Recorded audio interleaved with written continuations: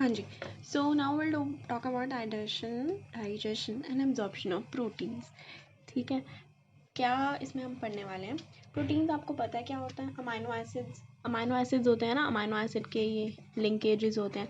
और amino acids, दो amino acid, कितने भी अमाइनो एसिड जो हैं वो कंबाइंड होते हैं with a bond that is known as a peptide bond.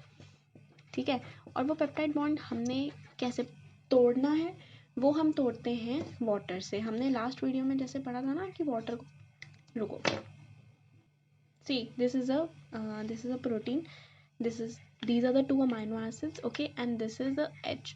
ये इसके पास ओ एच है और ये इसके पास एच है। ठीक है, तो ये जो कंबाइन होगा तो it will form water, and water जो है वो निकल जाएगा और ये दो अमाइनो एसिड जुड़ गए। तो ऐसे करके बनते हैं हमारे पेप्टाइड बॉन्ड। तो ऐसे बन जाएगा, ये हमारा क्या बन गया, ये देखो, ये हमारा बन गया पेप्टाइड बॉन्ड। ठीक है, और इनको तोड़ते कैसे हैं, जैसे हमने मोनोसेकेराइड, मतलब उसमें क्या था ना कि दो डाइसेकेराइड है, हमने पानी दे दिया, पानी दे के हमने क्या किया, एच पॉजिटिव इसको दी, OH नेगेटिव इसको दे दिया और फिर अलग कर दिया। वैसे ही सेम इसमें होना है। सपोज ये दो अमाइनो एसिड्स हैं और ये दोनों जुड़े हुए हैं विद अ पेप्टाइड बॉन्ड। हमने वाटर दिया तो एच पॉजिटिव इसे मिल गया, OH नेगेटिव इसे मिल गया और ये लोग अलग अलग हो गए। इस तरीके से हाइड्रोलिसिस ऐसे ही होनी है प्रोटीन्स की भी, ऐसे ही होनी है स्टार्च की, कार्बोहाइड्रेट्स की। ठीक है, तो पेप्टाइड बॉन्ड को तोड़ना हमें आ गया, मतलब कैसे तोड़ते हैं प्रोटीन्स को, पेप्टाइड लिंकेज को कैसे तोड़ते हैं हाइड्रोलिसिस से। ठीक है, अब क्या होता है, सबसे पहले मैं आपको फ्यू टर्म्स से रिकॉग्नाइज करवा देती हूँ। ठीक है, पेप्टोन्स होती हैं एक टर्म जो आपको सुनने को मिलेगा, पेप्टोन्स, पॉलीपेप्टाइड, प्रोटीएजेस, प्रोटियोजेस। ठीक है, ये कुछ चीज़ें हैं।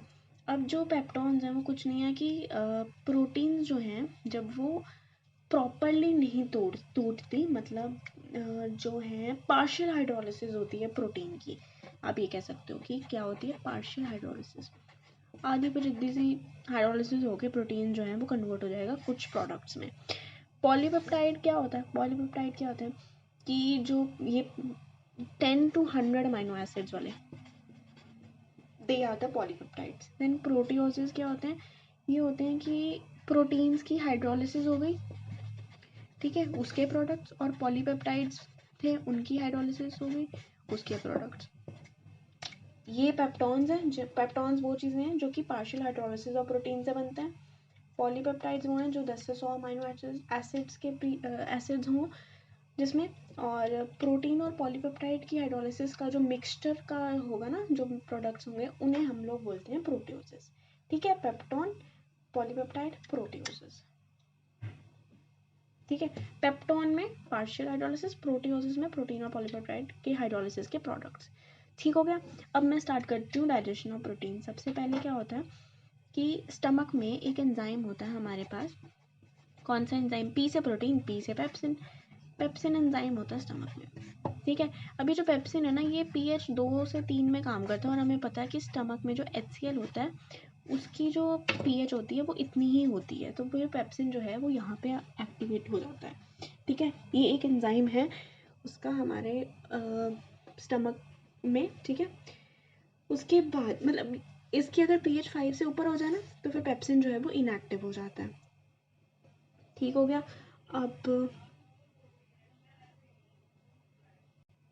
पेप्सिन का एक बहुत ही इंपॉर्टेंट पॉइंट होता है कि ये जो है ना, ये कोलेजन को वो कर देता है, डाइजेस्ट कर देता है।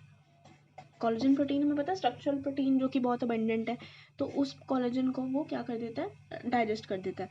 अब ये जो कोलेजन है ये कहाँ पे प्रेजेंट होता है, कोई मीट है ना, कोई हम लोग मीट खाते हैं, मीट के पास मीट जो है उस वो कनेक्टिव टिश्यू होता है उसके अंदर, वो कनेक्टिव टिश्यू क्या है, कोलेजन है। वो जुड़ा कैसे हुआ कोलेजन से, तो वो कोलेजन कौन डाइजेस्ट करता है, पेप्सिन। तो अगर किसी के अंदर स्टमक में पेप्सिन की कमी हो तो फिर वो मीट को नहीं डाइजेस्ट कर सकता आराम से।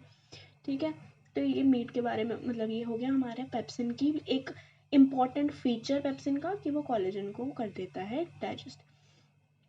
तो स्टमक में हमने जो पेप्सिन है, ये पेप्सिन कितना डाइजेशन कर देता है, ये अप्रॉक्सीमेटली 10 to 20% डाइजेशन करता है खाली, बस 10 to 20% of the total protein digestion. क्या होता है, प्रोटीन किस में कन्वर्ट हो जाते हैं, प्रोटीन किस में कन्वर्ट होते हैं, प्रोटियोसिस, जो हमने अभी किया ये प्रोटियोसिस, इसमें कन्वर्ट हो गए।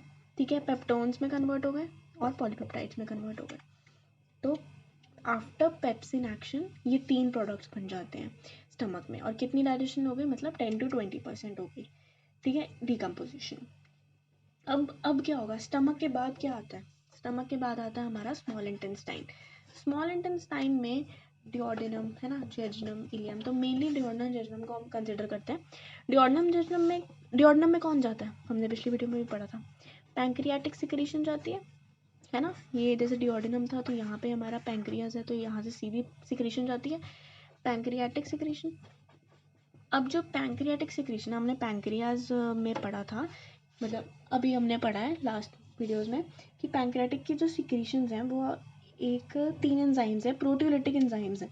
प्रोटियोलिटिक एंजाइम्स कौन से होते हैं, एक था ट्रिप्सिन, ठीक है, एक था काइमोट्रिप्सिन, और एक था हमारा कार्बोक्सीपेप्टाइडेज, ठीक है, ये 3 एंजाइम्स थे, ठीक है। ट्रिप्सिन को कौन एक्टिवेट करता था, ट्रिप्सिन को एंटेरोकाइनेज। एंटेरोकाइनेज कौन रिलीज करता था, हमारे एंटेरोसाइट, स्मॉल इंटेस्टाइन वाले, ठीक है, वो ट्रिप्सिन को एक्टिवेट कर देते थे। फिर ट्रिप्सिन काइमोट्रिप्सिन और कार्बोक्सीपेप्टाइडेज को एक्टिवेट करता है, ये तीनों एक्टिवेट हो गए। अब ये जो है ये लोग आगे चल के किसको कन्वर्ट करेंगे, ये 3 चीज़ें बनी थी, पेप्टोन, पॉलीपेप्टाइड और प्रोटियोसिस, ये पेप्सिन के एक्शन के बाद। अब जब इन तीनों का एक्शन होगा ना, तो ये तीनों चीज़ें किस में कन्वर्ट हो जाएंगी, ये कन्वर्ट हो जाएंगी पॉलीपेप्टाइड्स में, और कुछ अमाइनो एसिड भी बन जाएंगे, पॉलीपेप्टाइड्स और अमाइनो एसिड बन जाएंगे, ठीक है, after the action of trypsin, chymotrypsin and carboxypeptidase. Some एक इलास्टेज भी था। इलास्टेज क्या करेगा, इलास्टिन फाइबर्स को डाइजेस्ट करेगा। इलास्टिन फाइबर्स कहाँ पे होते हैं, जो मीट में होते हैं, मीट के जो पार्टिकल्स होते हैं ना उसे होल्ड करके रखते हैं इलास्टिन फाइबर्स, और इलास्टिन को कौन डाइजेस्ट करता है, इलास्टेज। हाँ जी, तो एंटेरोसाइट्स क्या सिक्रीट कर देते हैं, जो स्मॉल इंटेस्टाइन के एंटेरोसाइट्स हैं वो सिक्रीट करते हैं अमाइनोपेप्टाइडेसेस और डाइपेप्टाइडेसेस, ऐसे 2-3 एंजाइम्स वो कर देते हैं सिक्रीट। तो जो पॉलीपेप्टाइड्स हमने बनाए थे, कहाँ बनवाए थे, लास्ट में बनाए थे हमने, जो ये जो पॉलीपेप्टाइड्स बनाए थे, कहाँ बनाए थे, हाँ, पॉलीपेप्टाइड्स और अमाइनो एसिड जो हमने बनाए थे, किससे बनाए थे, ये जो पैंक्रियाटिक एंजाइम्स हैं इनसे बनाए थे ये। तो उसके बाद जो एंटेरोसाइट्स हैं वो रिलीज करते हैं ये अमाइनो पॉलीपेप्टाइडेसेस, तो मतलब पॉलीपेप्टाइड्स जो है वो कन्वर्ट हो जाते हैं डाइपेप्टाइड्स में, ट्राइपेप्टाइड्स में और अमाइनो एसिड्स में। उसके बाद अंदर चले जाते हैं एंटेरोसाइट के, ये एंटेरोसाइट था इसके अंदर ही चले गए। एंटेरोसाइट के अंदर जो होते हैं वो होते हैं पेप्टाइडेसेस, मतलब वो तोड़ देते हैं, बेसिकली हर चीज़ कन्वर्ट हो जाती है अमाइनो एसिड में, मतलब डाइपेप्टाइड है तो वो अमाइनो एसिड में कन्वर्ट हो जाएंगे, ट्राइपेप्टाइड है वो अमाइनो एसिड में कन्वर्ट हो जाएंगे, किसके अंदर, साइटोसोल के अंदर, किसके, एंटेरोसाइट के, ठीक है। तो फिर एंटेरोसाइट्स में क्या बन जाएंगे, अमाइनो एसिड बन जाएंगे, इस तरीके से उनकी एब्जॉर्प्शन हो गई। और ये कौन से एंटेरोसाइट्स हैं, जो एंटेरोसाइट्स विलाई थे, पढ़े थे ना हमने, विलाई उनको लाइन करते हैं, जैसे ये विलाई है तो फिर ये जो माइक्रोविलाई है इनके साइड्स में यहाँ पे जो एंटेरोसाइट्स होंगे वो करते हैं रिलीज ये, ठीक है।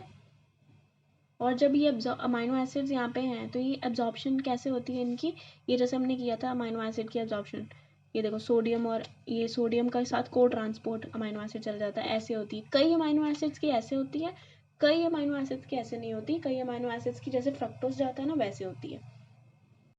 So this was all about digestion and absorption of proteins. If you have any doubts, you can ask. Thank you.